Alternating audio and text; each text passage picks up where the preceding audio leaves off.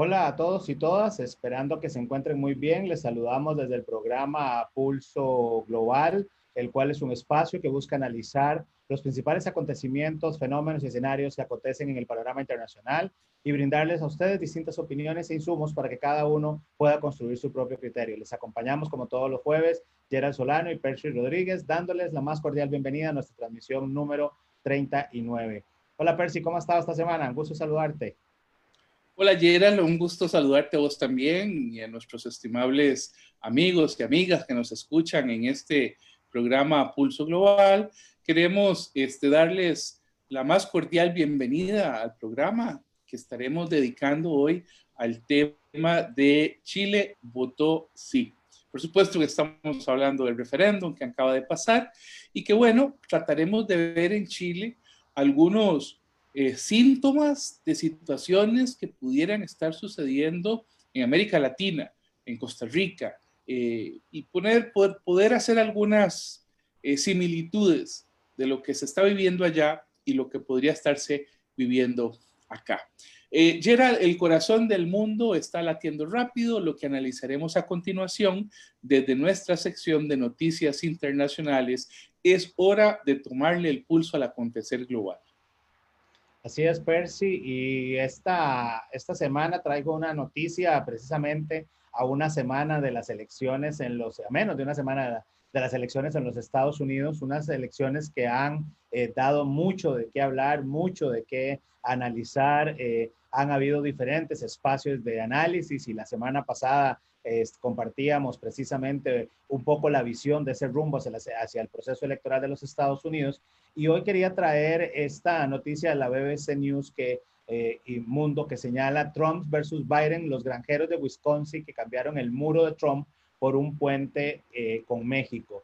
Y es que hay estados, como el caso de Wisconsin, un estado que ha sido considerado vamos a ver, un bastión para los republicanos y un estado clave para las elecciones estadounidenses, y que hoy precisamente pareciera que se habla de que el voto del 3 de noviembre, los wisconsinitas van a estar por Biden, es decir, hay un cambio en la tendencia en este estado, y de ahí pareciera que el presidente Trump, según algunos diferentes sondeos, empieza a perder apoyo en algunos estados claves, lo cual es, por supuesto, para la campaña del presidente Trump un tema de preocupación, y señala esta noticia que a diferencia de los carteles pro-Trump, este es el primero que se ve a favor del candidato demócrata a la presidencia de Estados Unidos, Joe Biden, a decenas de kilómetros, y casi el único que tiene gran tamaño, haciendo alusión a algunos de los que se encuentran en algunas pequeñas, zonas de este estado. Se dice que, a excepción de la pequeña localidad rural de Wisconsin, en Waumandee, una de las que le dieron la sorprendente victoria a Donald Trump en el 2016, y que en esta decisión también serán determinantes. Una noticia y estados que invitamos a nuestros amigos de Pulso Global a dar seguimiento, particularmente porque hay muchos analistas, y coincido con ellos, que dicen, bueno, ya sabemos cuáles estados son rojos, cuáles estados son azules, pero a los que hay que tener cuidado son a esos estados púrpura, ¿verdad? Esos estados que podrían eventualmente marcar un cambio en el resultado electoral para el presidente Donald Trump. Sí, y es que como hemos dicho en este programa en otras ocasiones, el problema no es que en las encuestas gane Biden o gane Trump. El problema es que después en el colegio electoral el voto popular no necesariamente es quien gana. Recordemos que Hillary Clinton había ganado por más de 3 millones de votos, pero eh, por esos pesos y contrapesos, por ese modelo político que tiene Estados Unidos, pues será todo un tema saber efectivamente cómo votará el colegio electoral o cómo se elegirán los miembros finalmente de los colegios electorales, si tendrá mayoría uno u otro. Bien, Gerald, el periódico El País de España publica una noticia que intitula Atentado en Francia, los países musulmanes y los líderes europeos condenan el brutal atentado en Niza. Arabia Saudí, Egipto, Turquía, Emiratos Árabes Unidos, Jordania y Kuwait deslindan el ataque terrorista en Francia de las enseñanzas del Islam. Bueno, lo que hemos estado viendo en los últimos días, Gerald, fue primero un profesor que en un colegio mostró unas de nuevo unas caricaturas de la revista Charlie Hebdo, revista que había sacado, digamos, alguna caricatura del profeta Mahoma, y por supuesto que eso generó alguna molestia. Fue acuchillado este profesor de apellido Patí con un cuchillo hasta causarle la muerte, y posteriormente la revista Charlie Hebdo vuelve a sacar una caricatura, esta vez del presidente turco Erdogan, eh, levantándole el vestido a una muchacha, digamos, que tenía su, ¿cómo se llama? Una burka, y haciendo una alusión a Mahoma. Y por supuesto que eso generó alguna molestia por parte del presidente turco, hubo una nota diplomática, algunas críticas, etcétera. Y bueno, y sucede esto de Niza, ¿verdad? Donde otras 3 personas mueren ante ello. Yo voy a hacer un comentario, Gerald, y perdona que lo haga acá, pero si no es aquí, ¿en dónde? Y ya yo me imagino que Gerald se va a estar persinando y diciendo, Santísima Trinidad, ¿con qué va a salir? Yo creo que todos condenamos profundamente los atentados terroristas. Y los que han sucedido en Francia, a muchos nos han asombrado. Bueno, yo tengo personas allá que considero mi familia, que me recibieron en algún momento de mi vida, con las quienes viví, con quienes me mantengo en contacto. Me duele saber que eso sucede en ese país, pero también siento que hay algún tipo, Gerald, de manifestación de odio hacia los musulmanes, hacia sus valores, hacia sus principios, que a veces escondemos detrás de un halo de democracia o de libertad de palabra, libertad de comunicación, que a veces se pasa, es ofensiva para los valores y los principios de las otras religiones. Yo no entiendo por qué hacer una caricatura, o que conste que cuando Charlie Hebdo fue atacada la última vez, yo salí, me acuerdo que me entrevistaron en un medio, salí a la defensa del medio porque hay que proteger la libertad de palabra. Pero ¿qué necesidad hay de seguir realizando caricaturas que lo que hacen es burlarse de los principios religiosos de otro pueblo? Eso yo no lo puedo entender, Gerald. Es decir, se condenan los ataques terroristas, por supuesto que se condenan, pero también no entiendo por qué el afán de burlarse, de provocar a otras religiones.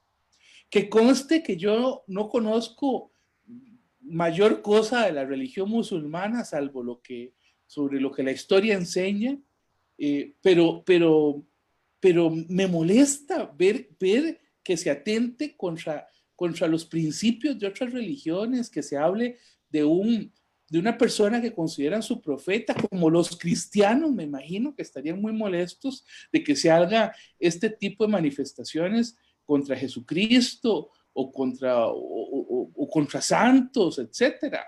No lo sé. Por eso te digo que lo que estoy diciendo es muy controversial, ¿verdad? Uno siempre ha apoyado la libertad como comunicador. Uno protege la libertad, la libertad de expresión.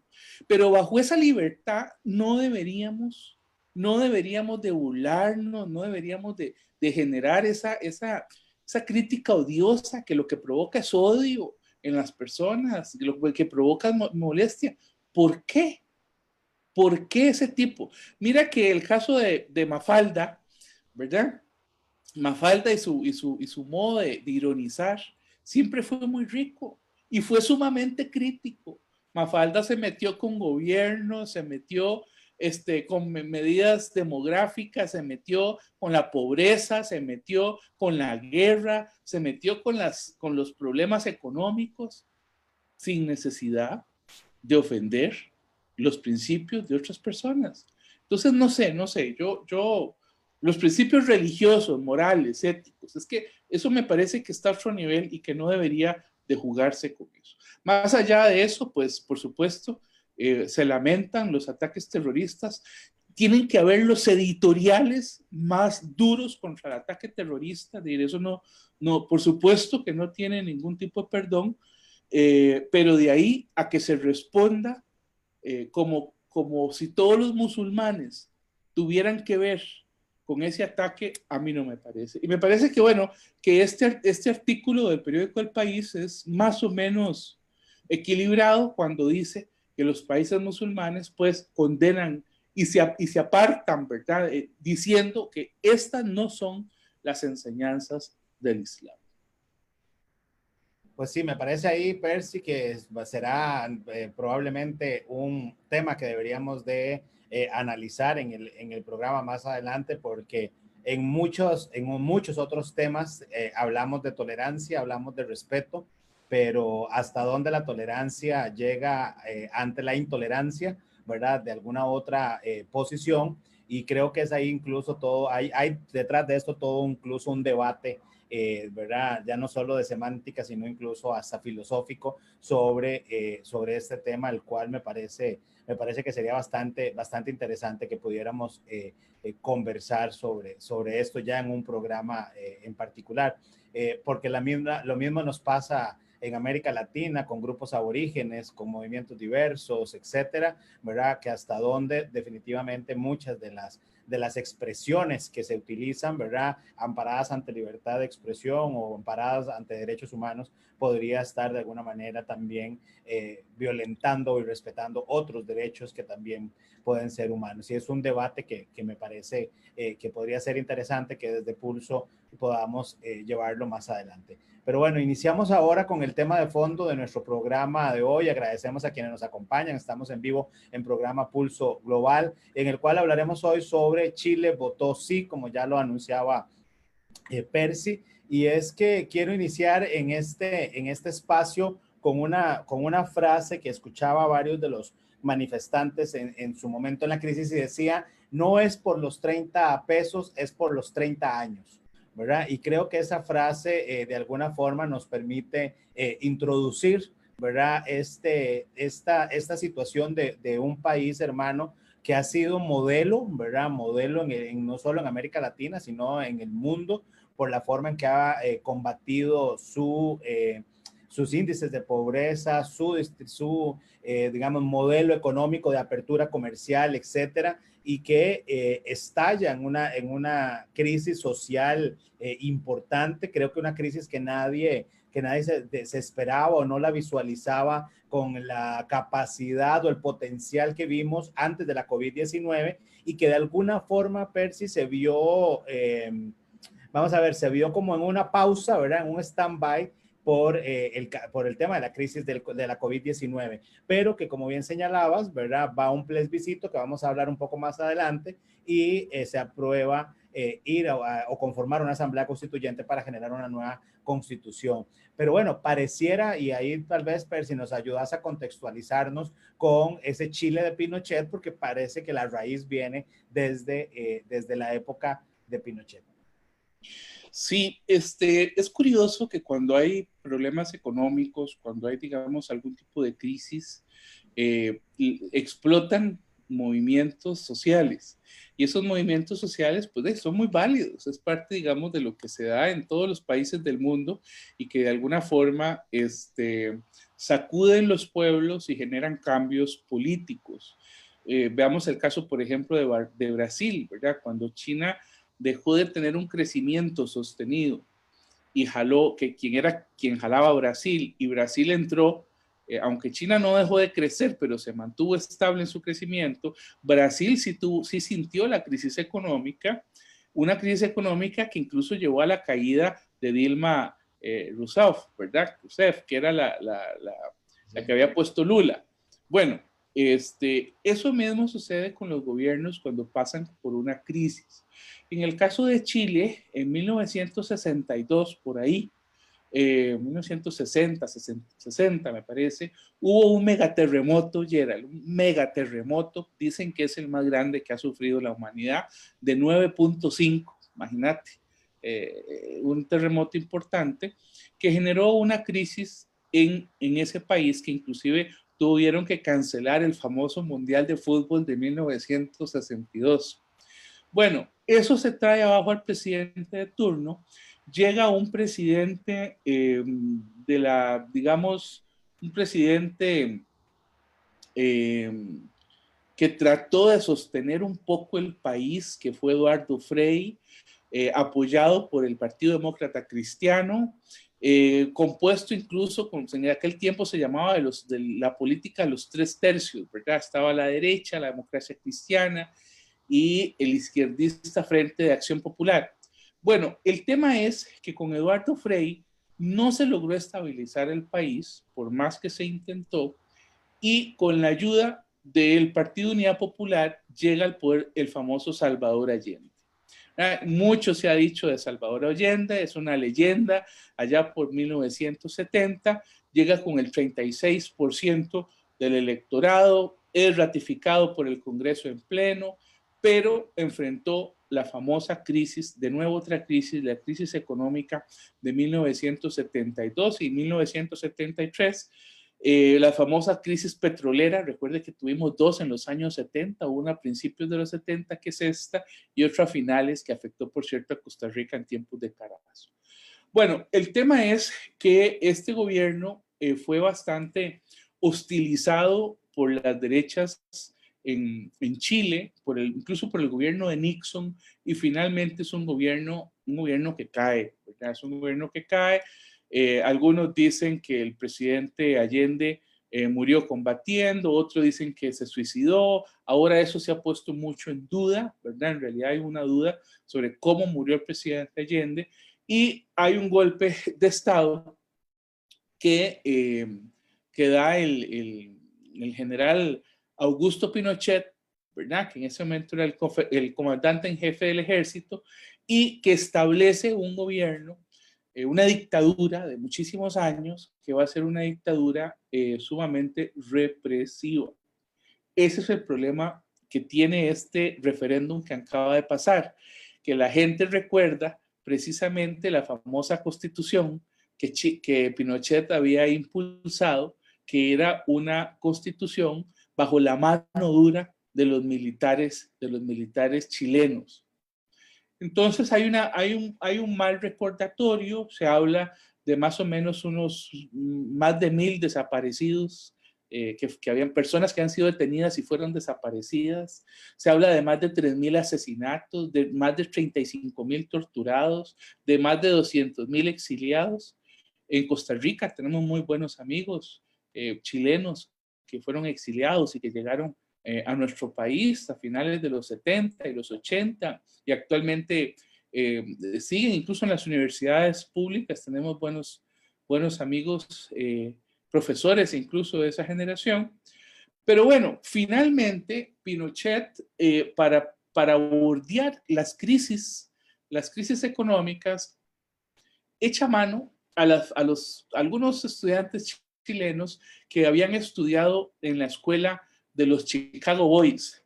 Te recordarás que era pues una especie, digamos, pues fue la escuela neoliberal, ¿verdad? Que planteó medidas de liberalismo económico, de capitalismo extremo, y que en el caso de Chile funcionaron muy bien porque no fueron medidas democráticas, fueron medidas impuestas por el régimen. Medidas que permitieron llevar a cabo lo que se ha llamado en la historia el milagro chileno, ¿verdad? Que tiene que ver con un crecimiento económico, con una tasa superior al 7%, y que de alguna manera permitió que Chile saliera adelante por tuviera un despegue económico. No así, Pinochet logró la popularidad que él deseaba al final de su gestión, porque estas medidas de los Chicago Boys generaron una brecha de desigualdad muy amplia, y esa brecha de desigualdad finalmente llevó a que el gobierno de Pinochet fuera insostenible. Él convoca a un referéndum, a un plebiscito en 1980, y ese plebiscito, pues Pinochet lo pierde. Lo que pasa es que lo pierde por un 40 y pico contra un 50 y pico, es decir, lo pierde en una elección sumamente reñida. La Constitución se mantiene, alguna reforma tuvo, pero en este momento en que después de muchísimos años de estar presidentes, después de Pinochet, el presidente Aylwin, o el presidente Eduardo Frei, hijo, o Ricardo Lagos, o Michelle Bachelet, Piñera es el primer presidente, digamos, de centro derecha que llega y que la gente ha asociado más a Pinochet. Y además le toca sacar a Chile de la crisis del 2008 y como si fuera poco, le toca pues estas crisis que hemos estado viviendo en los últimos años. Así que bueno, todos esos ingredientes y otros que vamos a ver ahora me parece que eran una receta para movimientos sociales en ese país pidiendo un cambio, y me parece que ese cambio se tradujo en el cambio de constitución. ¿Verdad? Hay una idea ahí, me parece, ¿verdad?, que tiene que ver con que cambiando la constitución se arreglan muchos de los problemas. Bueno, eso estará por verse en el tipo de constitución que Chile adopte. Sí, ahí, Percy, algo, digamos, que a mí me ha venido llamando la atención, haciendo tal vez tratando de hacer alguna analogía con lo que ha pasado en Costa Rica en las últimas semanas. Muchos analistas han participado en diferentes espacios diciendo de que hay que prestarle atención al tema en Costa Rica porque se parece mucho a Argentina, ¿verdad? Pero principalmente con el tema del Fondo Monetario Internacional y el tema, ¿verdad?, de este famoso préstamo.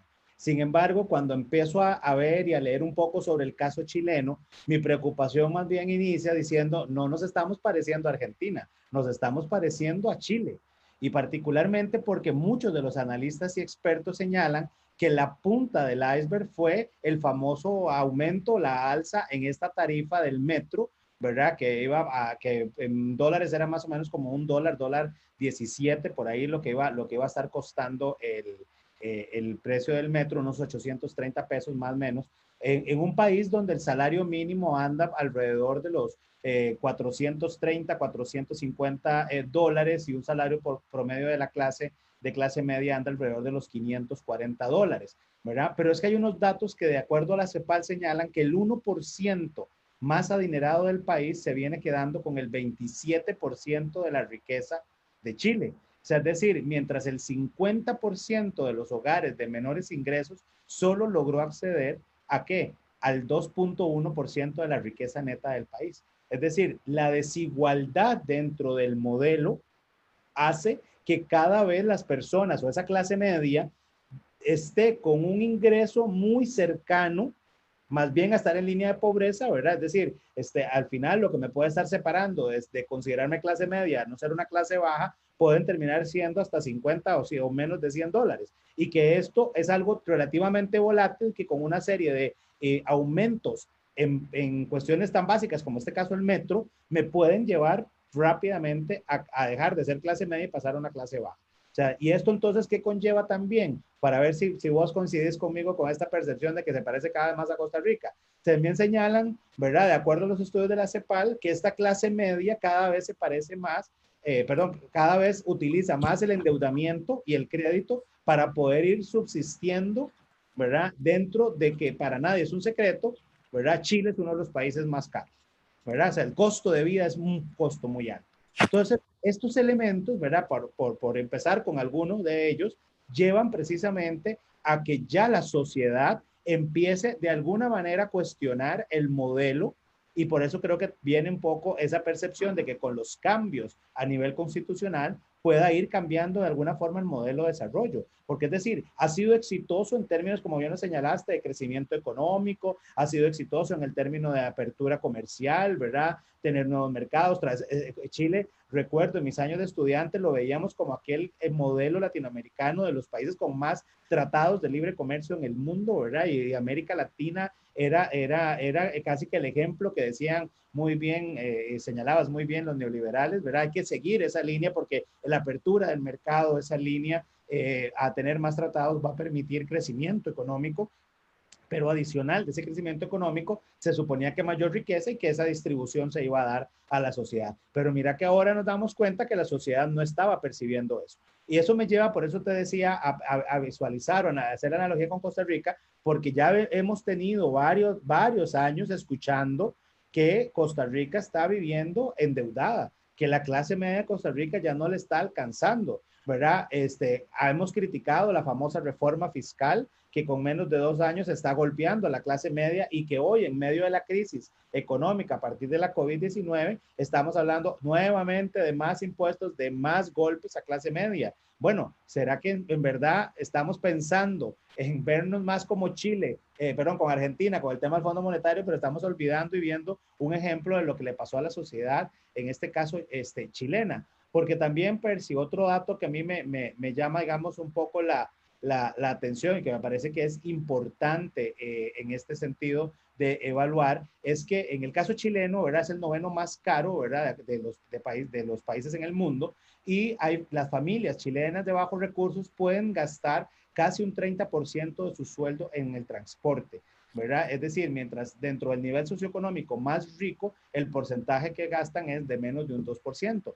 Y vean que en el caso de Costa Rica, nosotros hemos venido hablando de que si bien es cierto, tal vez no estamos gastando un porcentaje similar en transporte, en tiendas de transporte público, estamos gastando horas en las presas y en carretera con nuestros vehículos, porque nuestro sistema de transporte público es deficiente, pero que al fin y al cabo se traduce en que las familias de clase media van a tener que estar gastando más dinero en gasolina por estar metidos en los congestionamientos en nuestras carreteras. Y eso empieza a consumir parte también de nuestro nivel de ingreso. Y ahí empieza entonces a hacerse eso que denominamos, ¿verdad? Una olla de presión, ¿verdad? A nivel de la sociedad, vamos metiéndole cada vez más presión a esa sociedad, a una clase media que de alguna forma era la que empezaba a sostener el modelo y que ahora estalla en el caso chileno y que nos lleva entonces a esa nueva constituyente. Y el tema de la Asamblea Constituyente, la nueva constitución, ya viene en Chile de algún tiempo atrás. Y ahí te recuerdo, Percy, también que en Costa Rica hemos tenido, ¿verdad? Ya hace ratillo bastante bulla de algunas personas hablando de la necesidad de realizar una nueva asamblea constituyente. Lo que sí tal vez coincido y que creo que por ahí dejabas un poco el espacio al comentario con tu comentario referente a el tema de la constitución y es que, bueno, cambiar la constitución sola no es lo que va a, por supuesto, a resolver todos los problemas, pero modificar aquellas trabas que a nivel constitucional no permitan desarrollar una serie de proyectos que permitan una mejor distribución de la riqueza, sí podría ser, obviamente, el camino a seguir.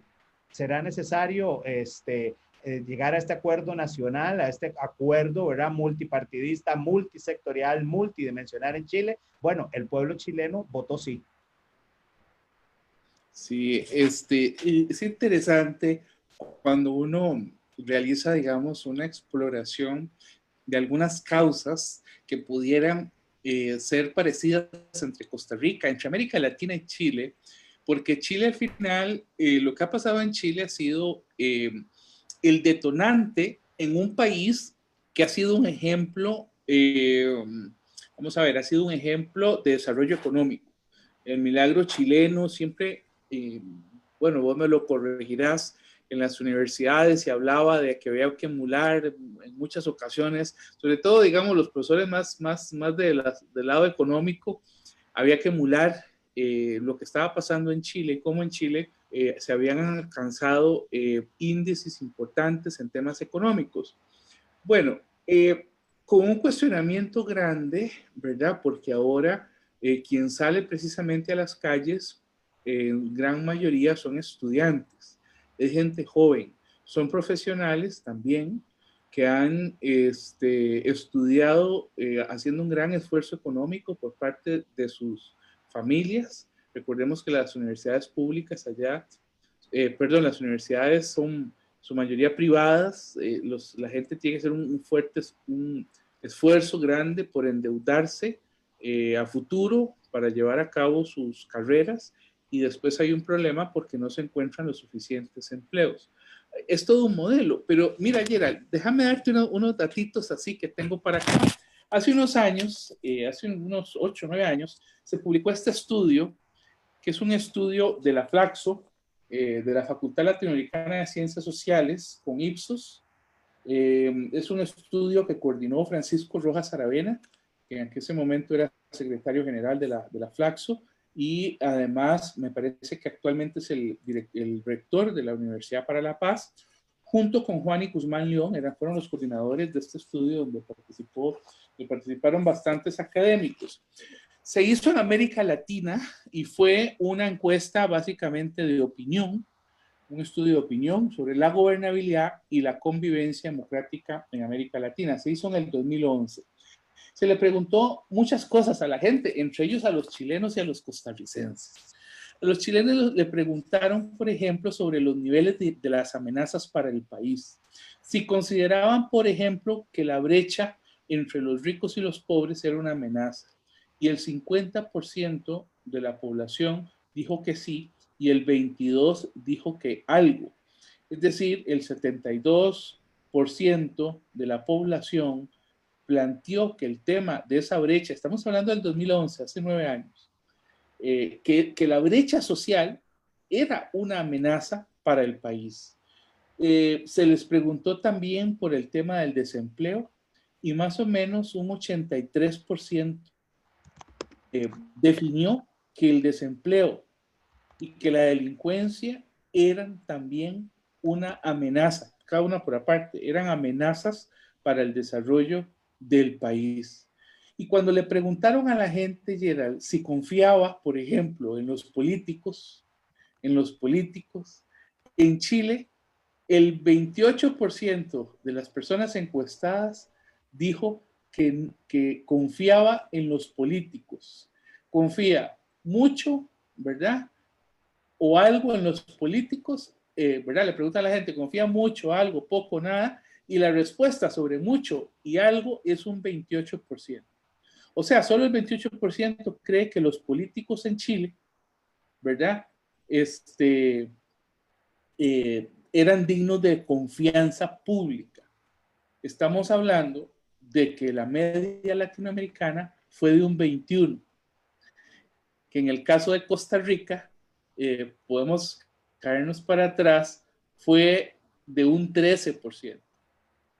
Chile 28%, la media 21% y Costa Rica un 13%. Y le preguntan a la gente, ¿cuánto cree usted, por ejemplo, en el caso chileno, ¿verdad? En los noticiarios de televisión, y la gente en Chile dice, bueno, creemos en los noticiarios en un 44%, y en Costa Rica, por ejemplo, la gente habló de que el 60% creía en los noticiarios, con una media latinoamericana de 51%. Y le preguntan además a la gente si cree en los tribunales de justicia, en Chile el 42%, en Costa Rica el 46% dijo que cree en los tribunales, y la media latinoamericana anda en un 35%. Lo que quiero decir, para no alargarme mucho con este estudio de hace 9 años, es que desde hace 9 años desde hace años se viene viendo en Chile y en América Latina el descontento de la gente con los políticos, con los tribunales de justicia. En algunos países se preguntó, por ejemplo, sobre las Fuerzas Armadas, el caso de Chile. El 46% de la gente, según este estudio de Flaxo, dijo que creía más en las Fuerzas Armadas, un 46%, creían más en las Fuerzas Armadas que en los tribunales de justicia, y por supuesto que en los políticos. Entonces vos decís, si la gente está creyendo más en las Fuerzas Armadas, ¿qué está pasando en América Latina? Y la media en América Latina te dice lo mismo. 40% cree más en el ejército y apenas un 35% en los tribunales de justicia, ¿verdad? Y cree más gente en los medios de comunicación que en las fuerzas, en los políticos y en los tribunales de justicia. Entonces vos decís, algo está pasando en América Latina que estamos invirtiendo los papeles. Porque al fin y al cabo, la forma de hacer los cambios en democracia es a través de los partidos políticos. Pero si los partidos políticos están desprestigiados, entonces ¿quién está participando en la democracia de los países latinoamericanos? ¿Verdad? Ahora, esto lo podríamos hacer con otra pregunta que la Flaxo le hizo a los latinoamericanos. Les preguntó Gerald que cuál le parecería la mejor forma para que las personas, cuál sería la forma que tienen las personas o cuál sería la mejor forma que tienen las personas para que las autoridades les escuchen. Para que las autoridades les escuchen. Bueno, todos los países, con excepción de dos, incluido Chile, todos los países, incluido Chile, con excepción de dos, dijeron que el voto, en el caso de Chile, el 32% dijo que confiaba en el voto. Bueno, una prueba que han dado es este referéndum, este plebiscito nacional. Pero en el caso de Costa Rica y Panamá, son los únicos dos países que dijeron que la forma para que las autoridades los escucharan eran a través de la huelga. Ve vos qué caray. Bueno, hubo países también, me parece que hubo uno o dos países que hablaron de los medios, pero Costa Rica y Panamá fueron los únicos que dijeron que a través de la huelga, ¿verdad? Ve qué curioso lo que está pasando en América Latina. De manera, Gerald, que a mí me parece que esto ha sido sintomático y hubo una encuesta que hicieron en Chile después del referéndum, post-referéndum, que nos podría arrojar alguna luz sobre esto que sucedió. La gente, bueno, sabemos que el referéndum fue convocado por las protestas sociales, ¿verdad? Los partidos políticos invocaron la posibilidad de una reforma a la Constitución, fue una buena carta. El tema del COVID ayudó a que esto se pospusiera una vez. De alguna manera le dio tiempo y aire al gobierno de Piñera, pero una vez que se lleva a cabo el referéndum y la gente vota, hay una encuesta que hizo Guisado y Bordel Gil, sobre el apoyo a la nueva constitución, que da los siguientes datos, y ya con esto no hablo más, da los siguientes datos. El primer dato que da es que el segmento de edad que más fue a votar a favor de la constitución, Gerald, fue los jóvenes entre 18 y 34 años. 18 y 34 años. El segundo segmento de edad fue después de esos años, o sea, desde los 35 a los 54 años. Y los que más se opusieron a cambiar la constitución, es decir, los grupos más conservadores, fueron las personas que tenían 55 años o más. Que por cierto también fueron las que menos fueron a votar, ¿verdad? Porque tenían miedo con el tema de la COVID. La COVID al final fue un desmovilizador. Bueno, más o menos, porque la gente que fue a votar al referéndum fue un 50% de la población, que nos parece muy bajo, pero, en comparación a las elecciones en Chile, es un porcentaje muy alto, ¿verdad? Es histórico la votación que hubo en Chile, aunque un 50% pareciera muy bajo. Bueno, la mayor parte de esa población fue población de entre 18 y los 34 años de edad. El otro elemento que arroja esta encuesta es que la gente que con renta más alta fue la que más se opuso a la Constitución, al cambio, ¿verdad? Es decir, que la gente de menores ingresos fue la que más votó en apoyo a la nueva Constitución. Cuando le preguntan a la gente por el tema ideológico, la gente que más votó el cambio fue la izquierda, los grupos de izquierda, centro-izquierda. Y los que menos votaron el cambio fue la derecha. Y cuando le preguntan a la gente de los que habían votado por Piñera, ¿cuántos fueron a votar?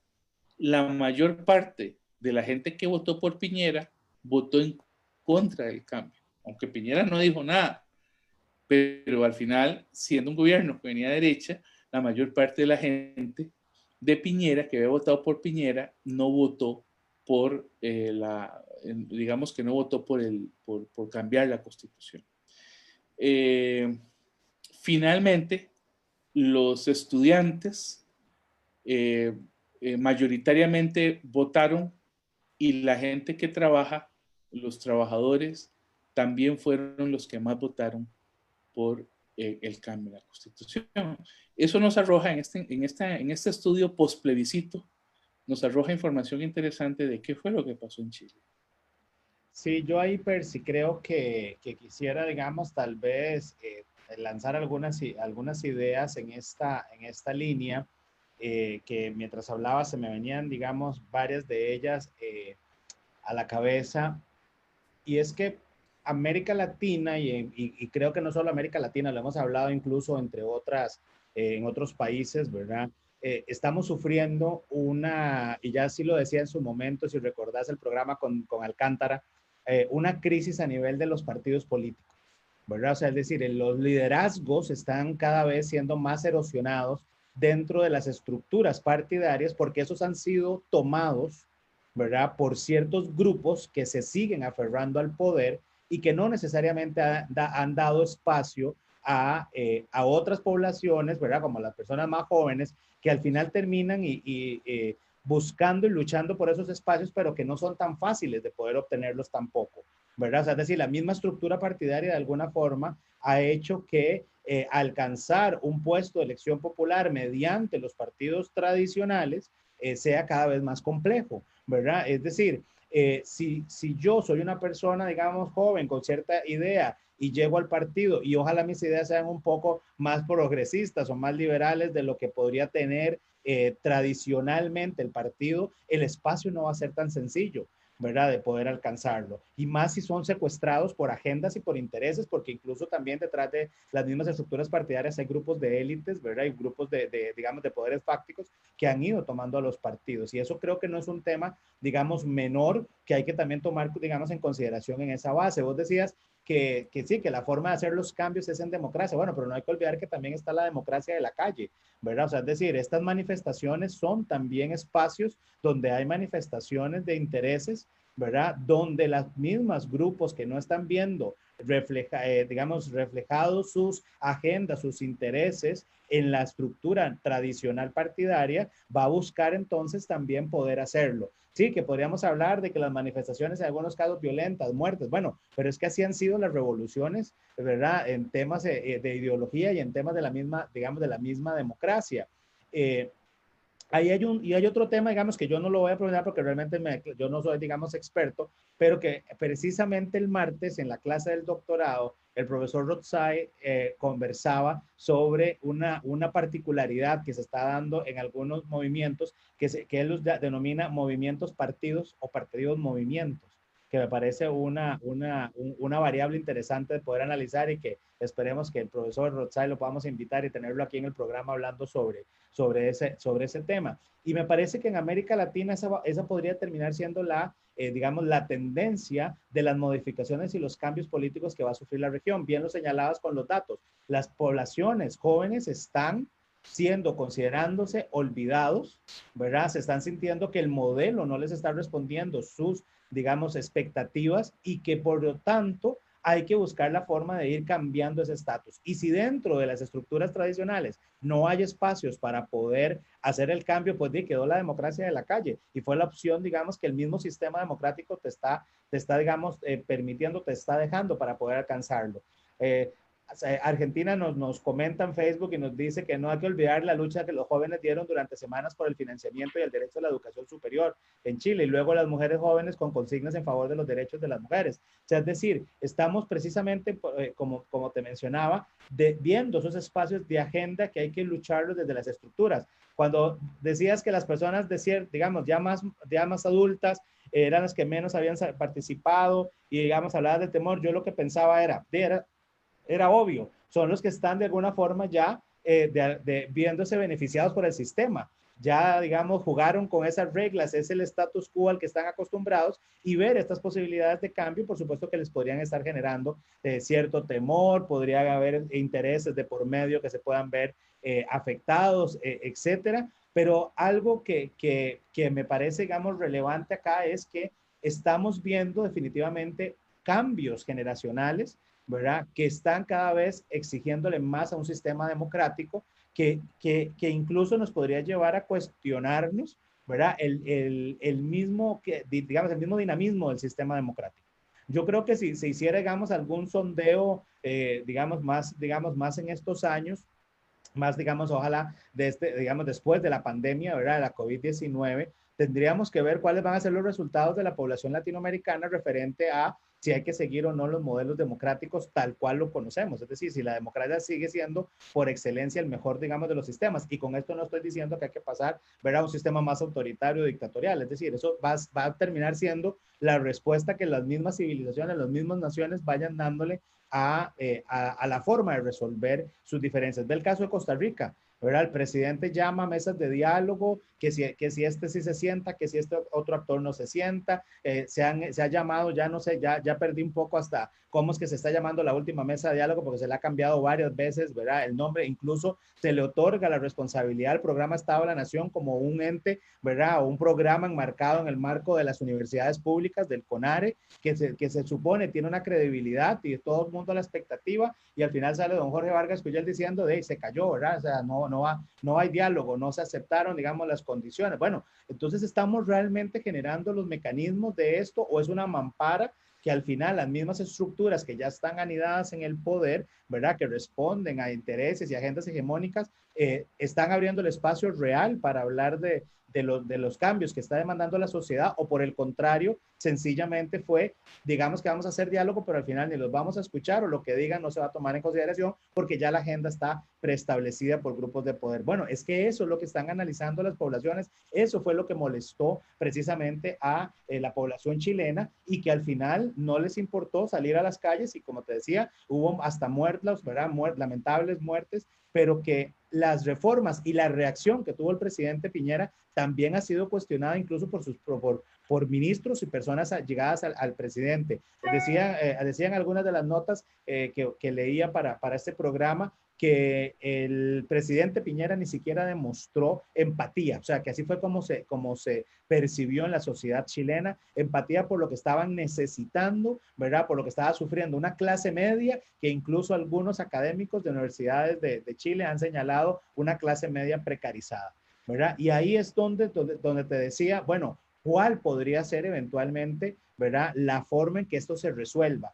Yo, digamos, sin ánimo, ¿verdad? Y como te decía, no soy, digamos, experto en términos constitucionalistas, ¿verdad? Como para decir cuál va a ser el modelo idóneo de una nueva constitución para resolver los problemas de Chile. Lo que sí va a ser fundamental es que realmente en esa mesa, en esa asamblea constituyente, esa mesa de diálogo que se va a constituir, estén representados todos los, ¿verdad? La mayor cantidad posible de los intereses que hay en Chile, de los diferentes grupos que representan la diversidad de la sociedad chilena. Estamos en un siglo que es complejo de tomar decisiones, y que vamos a requerir de mecanismos en el marco de la democracia, si es lo que queremos seguir, que nos permitan a nosotros tomar decisiones que permitan, por supuesto, ¿verdad? Alcanzar al mayor número de personas. Y es que ahí hay un tema, y con esto, ¿verdad?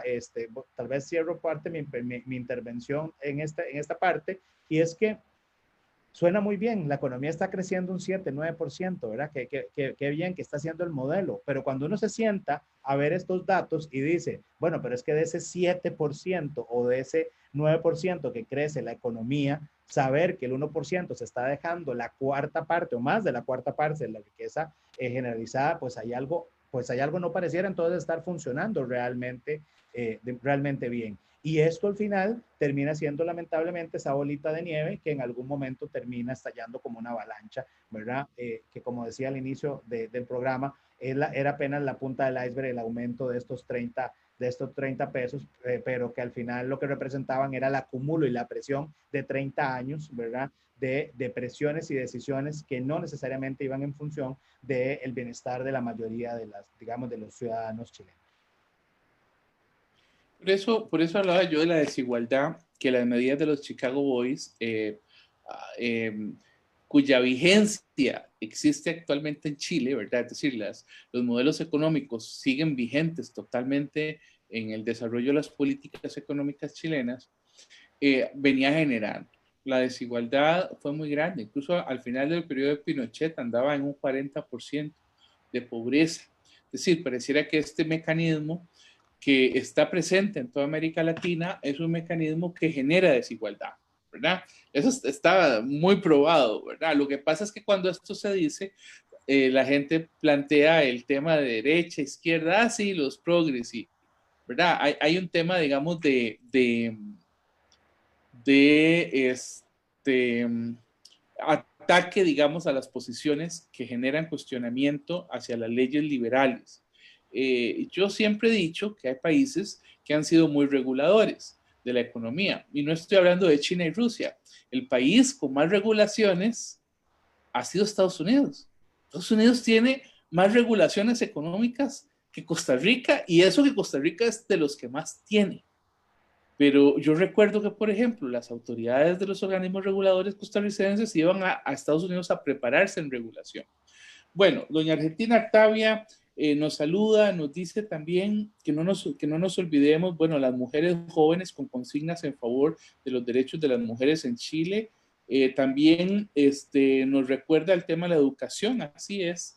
Así es, el tema de la educación en Chile es muy complicado. Aquí en Costa Rica en algún momento vimos el modelo chileno universitario como una opción, pero al final nos dimos cuenta que es una opción terrible, porque genera que los estudiantes se endeuden, ¿verdad? Siendo estudiantes, sus familias, ellos endeuden su futuro, y lamentablemente el modelo liberal chileno pues no genera la cantidad de empleos que se tengan. Ahora bien, Gerald, ¿qué es lo que va a pasar a continuación? Es lo que a mí me preocupa, ¿verdad? El 11 de abril van a ir a elegir a los nuevos, a la nueva constituyente. Esta nueva constituyente se va a reunir, son 155 puestos.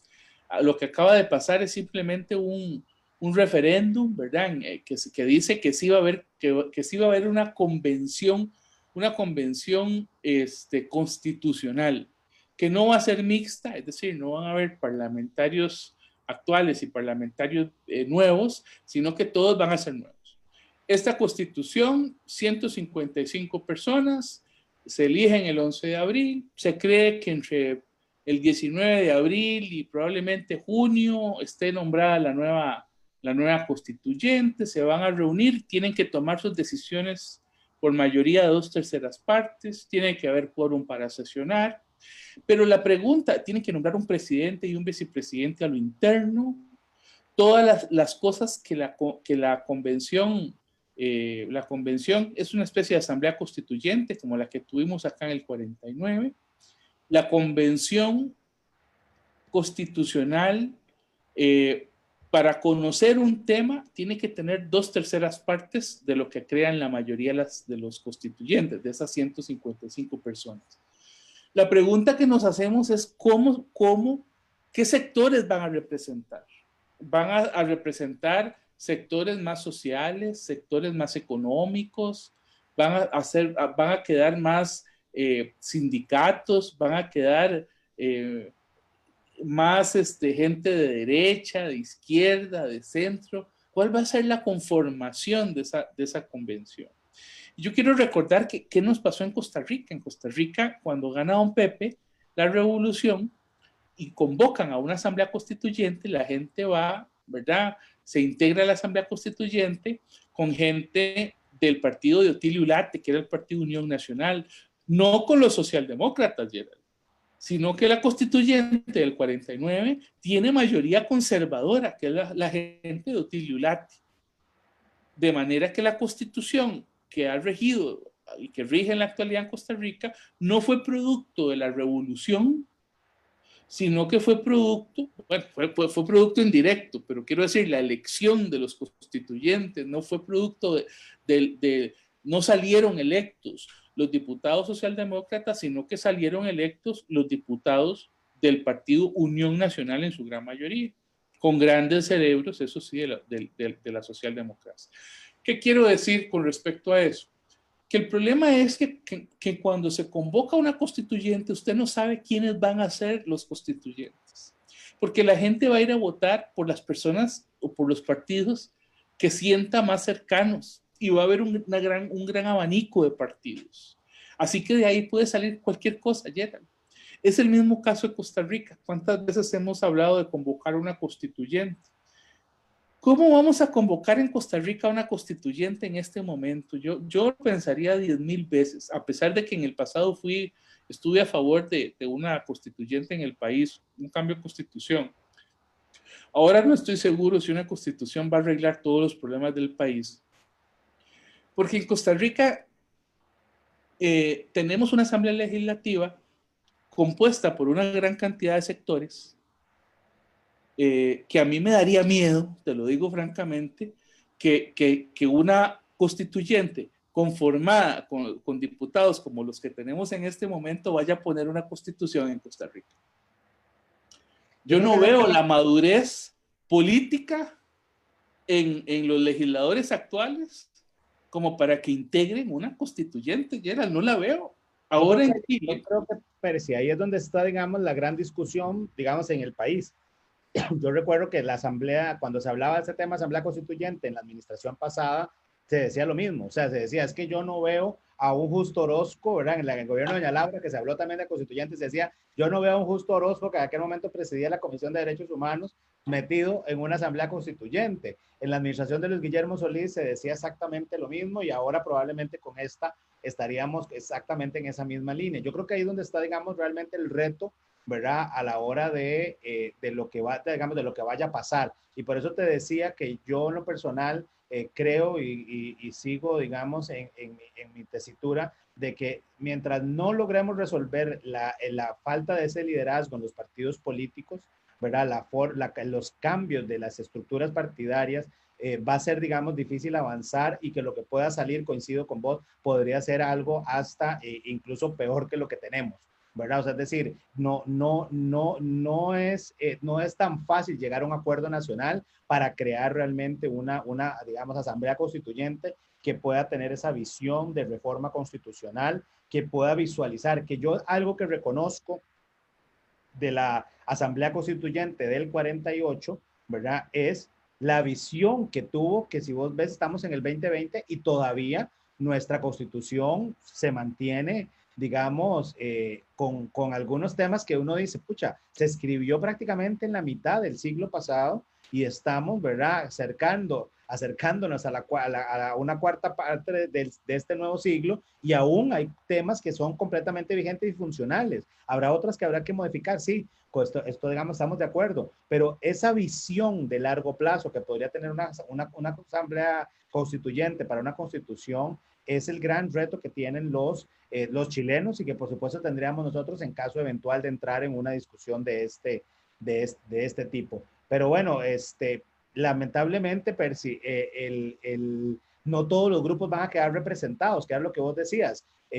Va a ser, al tener un número limitado digamos, de constituyentes, habrán grupos que se quedarán por fuera. Ahí el gran reto es que no queden por fuera los grupos que realmente puedan tener posibilidad de hacer movilizaciones sociales a futuro, porque de nada entonces va a servir todo este proceso de concertación y de diálogo. Te decía el caso de Costa Rica con el movimiento del rescate nacional. O sea, aparece de un momento a otro, se le empieza a dar incluso cierto protagonismo por parte de UCAEP al reunirse con ellos, y uno se pregunta, bueno, pero esto de dónde salió, realmente qué agrupó, cuál es la agenda que tiene, hay alguna propuesta en el largo plazo, o es sencillamente algo muy coyuntural, muy causal. Bueno, ese es un reto que tienen los chilenos. ¿Cuáles son los movimientos y los grupos que realmente han venido trabajando en una visión de Chile a largo plazo y que puedan aportar en esa asamblea constituyente, y que por lo menos desde el programa Pulso Global les deseamos los mejores éxitos a nuestros hermanos chilenos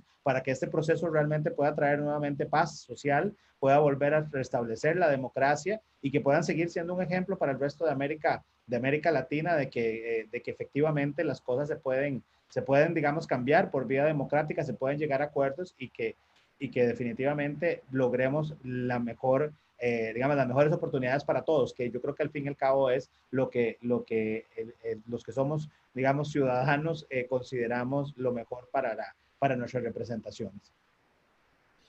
Pienso igual, Gerald, desearles toda la suerte del mundo. Han sido pues un ejemplo no solo en las movilizaciones sociales, en la preocupación que han generado, pero también, Gerald, en un gobierno, en partidos políticos que supieron responder a las protestas y manifestaciones sociales. El problema en Costa Rica que tenemos en este momento es que yo siento que no hay diálogo. Las mesas de negociación se están haciendo hasta con las monjas que no estaban en los movimientos. El presidente ha convocado a mesas de diálogo mensuales, ¿verdad? Primero una y tal vez la otra, que yo no siento que nos estén llevando a nada. Y además están convocando a grupos que en realidad no estaban en las manifestaciones, ¿verdad? No estaban en las manifestaciones. Y de repente estos grupos que son convocados y dicen que sí, lo que están haciendo es prestándose a un juego, me parece a mí, para darle más largas a temas en donde el presidente debería de sentarse a negociar con las personas con las que tiene que negociar, no con las monjas que no están en la revuelta. Así es. Mira, Percy, yo creo que con esto, cierro con esta frase porque ya estamos sobre el tiempo del programa, que el presidente Piñera les dijo, les hemos escuchado. Pues yo espero que realmente en la mesa de la Asamblea Constituyente se escuchen y que el resultado sea una nueva constitución para el bienestar de los hermanos chilenos.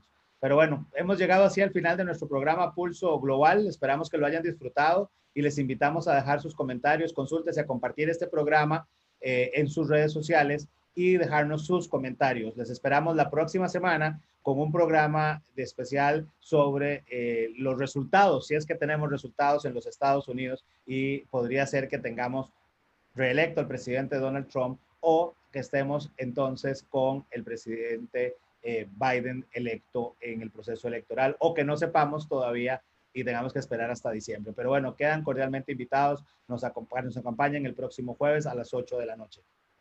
Agradecemos a nuestros patrocinadores, InRed Consulting, Editorial Iscandé, Gráfica Creativa, por su apoyo para que este espacio sea una realidad. Agradecemos a nuestra productora ejecutiva, Gabriela Navarro, a Marcela Alán en la difusión de las redes sociales, la asistencia de Ashley Quesada y el soporte del equipo técnico. Que pasen una buena semana. Que estén bien, nos vemos.